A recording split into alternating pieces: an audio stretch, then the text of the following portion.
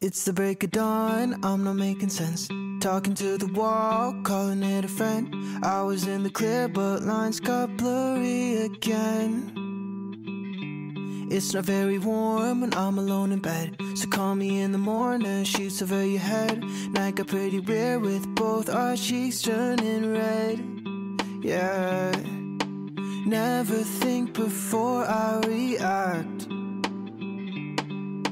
No, it's bad when I play it back. 大家好，3年好久啊！不过我不是3年后第一次出国，而是3年后第一次在高雄飞出去。比起台北呢，我真的是比较偏爱高雄一点，主要还是因为距离比较近的关系啦。只要价格不要太夸张呢，高雄是我最好的选择。来看看这一整排航班满满的，也还是差台北一些啦。这次搭乘的呢是疫情前我买的票，但是却没有搭到的亚洲航空 AirAsia。高雄目前直飞马来西亚好像也只有这一班 AirAsia 的航班。那这一班的日期呢是2023年的6月22号下午1点45分起飞的 AK171。购入日期呢是2023年的2月21号，金额总共是5282块台币，含选位跟20公斤的托运以及2个餐。那如果你知道你需要选位跟行李托运呢，直接选加值组合呢，会比你个别买还便宜一些。那由于高雄是 A320 载体机直飞，所以只有这2个选择。如果是台北起飞的 A330 呢，就会是多一个平躺座位可以选。那这个平躺座位有特价的时候呢，大家是可以选一下的啦，应该是蛮舒服的。毕竟飞到马来西亚呢有4个小时，可以躺着睡也是蛮舒服的。这一天呢是端午节连假4天，到机场的时候人真的是蛮多的齁，每个柜台呢都排满满的人，亚航呢就被排在最边边的柜台 A。载体小飞机的好处呢，就是报到人不会太多，报到呢大概30分钟内就结束了。接下来很重要，提醒各位乘客们，亚航的地勤呢很认真的在检查手提行李的大小。我有看到地勤请旅客把手提行李放到输送带上称重，所以请不要有侥幸的心理啊。我当天带的呢是比 A4 还小的侧背包，所以地勤看到呢就没有再叫我放上去称。报到完后呢，如果没有订飞机餐的乘客呢，可以下楼到抵达场那边有全家可以先买一些东西吃啊，不然4个小时的航程算是蛮长的，一定会有点饿。高雄机场的出关呢，真的是比台北快很多，毕竟人也算是少少的，而且像当天一样天气很好呢，整个候机大厅呢就都是观景台，你只要站着就可以看到飞机起飞，相当的漂亮。但是因为航班还没有完全恢复，但我也不知道到底完全恢复是怎样。不过蛮多停机坪是空着的，也希望高雄的航班越来越多。当天的登机门呢是在23号，出关后呢右边第一个就是了。因为我时间拉得蛮紧的，所以我到的时候已经开始在登机了，一种住得越近就会越晚到的概念，你们懂的。亚航这种红红的一台呢，真的是在高雄机场蛮抢眼的齁，比起绿绿跟华航还有虎航。那地面作业看起来是请长荣代理啦，而且我远远的好像刚好看到我的小黄行李箱正在装上飞机。这次我选的座位呢是在 1A， 主要是可以有比较多的腿部空间，180公分坐下大概是这个感觉啦。当天一样是3个位置的中间没有人，我想这个应该是搭联航载体机的隐藏福利。如果有选比较前面贵一点的座位的话，没有在满机的状况下，地勤应该不会塞满这几排。我猜测啊，个人猜测这也是提高让人下次再付费选的意愿，至少我就是这样，因为上一次虎航跟这次的亚航都是这样。好的，椅背的高度大概是这样，没有头枕。桌子呢，也就是从扶手这边拉出来，2折式呢，可以微微的前后移动，但就是小了一点啦，而且有一点微微晃晃的这样子。其实整体的座位呢，跟虎航没有什么两样，没有了，座位就只有这样。然后请仔细阅读安全须知，以确保遇到紧急状况时会对应哦。如果事前在买机票的时候没有订餐呢，上飞机后还是可以点餐啦，但是就是会比你事前买的时候贵一点。全部呢都是以马来西亚币计价，直接乘以7，就大概是台币的价格了。然后我一直很想买这个钥匙圈，因为所有的纪念品里面，我真的只会用到钥匙圈，而且150块左右的价格，还真的是蛮能接受的。只是最后我钥匙圈真的蛮多的了，所以我就没有买了。很快的舱门关闭，空桥后推，印象中好像晚了10几分钟，但因为高雄机场航班比较少，一路上真的是没有什么耽搁，速速的就起飞了。I'm sorry if I pull you in on all my bullshit. No, it's annoying. I'm sorry if I pull you close when we're together. I should know better. 那天真的是晴空万里。起飞后呢，高雄机场真的是一眼就看完了，12个停机坪小小的，然后高雄港啊、旗津，接着一个小小的左转往南呢，整个高雄真的是美得不要不要的，而且竟然顺便还连小琉球都看了一遍，整个美不胜收。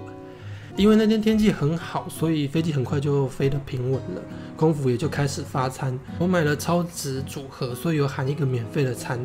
我选了泰式罗勒鸡肉饭，但是又怕它太小吃不饱，而且也想多尝试，所以后来我就加点了一个鸡肉起司三明治，竟然只要57块台币，几乎就跟 Seven 一样的价钱了。最后得到的全餐呢，长得是这样子：2瓶水加上三明治还有饭。而且我隔壁的乘客跟我一样，也是点了2份餐。我想他大概是跟我一样，觉得会吃不饱。泰式罗勒鸡肉饭的大小呢，大概就是一般传统航空飞机餐的主餐大小，三明治也就是一般常见的大小，加起来算是刚刚好。鸡肉饭的泰国名义呢，粒粒分明的，是我蛮喜欢的硬饭。那鸡肉呢，蛮多肉的，没有骨头，而且又是重口味，我相当的喜欢。只是因为有点辣了所以如果你是怕辣的人呢，就选别样。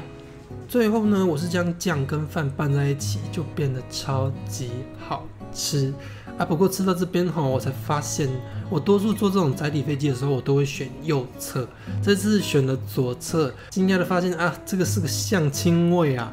我拍呀拍呀拍呀拍的，其中一个男空服刚好隔着隔板看着我，不小心对眼之后呢，他就避免尴尬，整个人就把头低下是，有够笑死我的。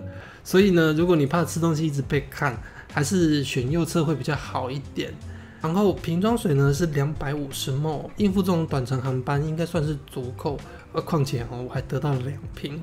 接下来换鸡肉起司三明治，这个包装啊算是精装版的三明治了，可以这样单边拿着使用，十分的方便。不过吃起来就是简单可以果腹等级的三明治了。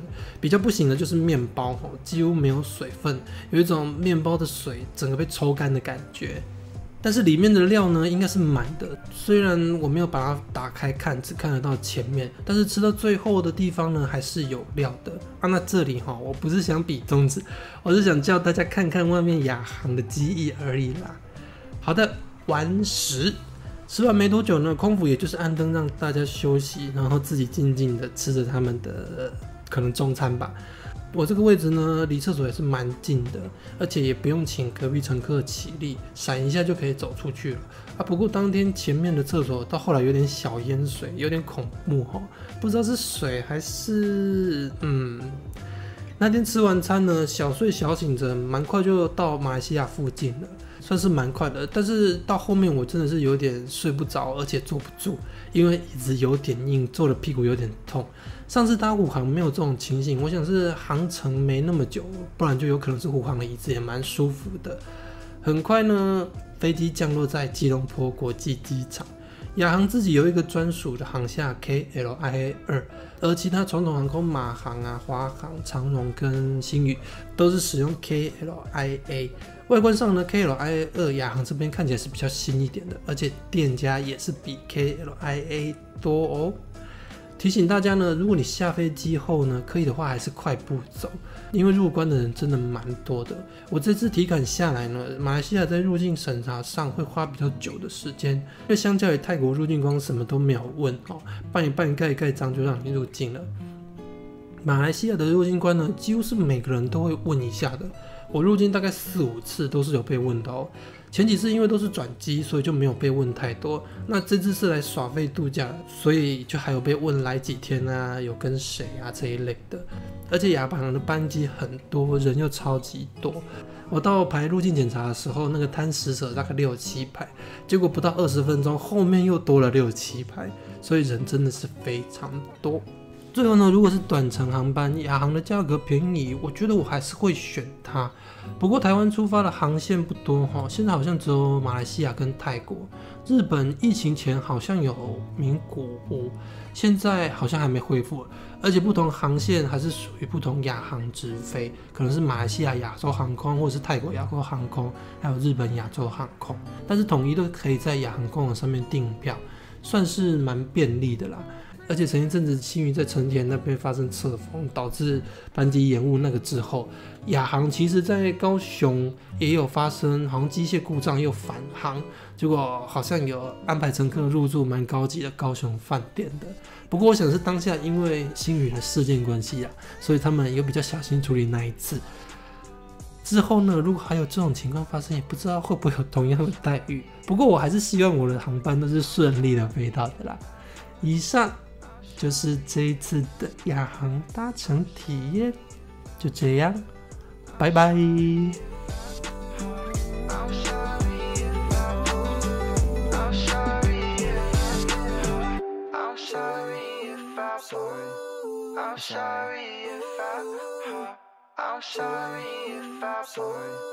I'm sorry if I